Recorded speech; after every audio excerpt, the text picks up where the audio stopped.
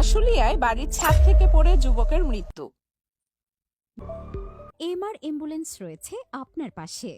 ঢাকা জেলার আশুলিয়া জামগড়া চিত্রশাইল এলাকার একটি চতুর্থ তলা ভবনের ছাদ থেকে পড়ে আকাশ বিশ নামের এক যুবকের মৃত্যু হয়েছে। আজ বুধবার রাত 7:30টার দিকে তিনি ছাদ থেকে পড়ে যান।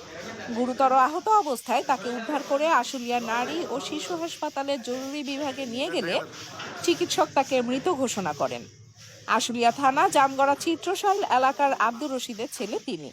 স্থানীয় সূত্রে জানা যায়, নির্মাণাধীন ভবনে কাজ করার সময়ে চতুর্থ তলা থেকে অসাবধানতা বশত পা ফসকে নিচে পড়ে যায় আকাশ। আশুলিয়া থানার উপপরিদর্শক এসআই মঞ্জুরুল ইসলাম খবর পেয়ে ঘটনাস্থল পরিদর্শন করেন। মোহাম্মদ জহুরুল ইসলাম জহির, দেশের মুখ।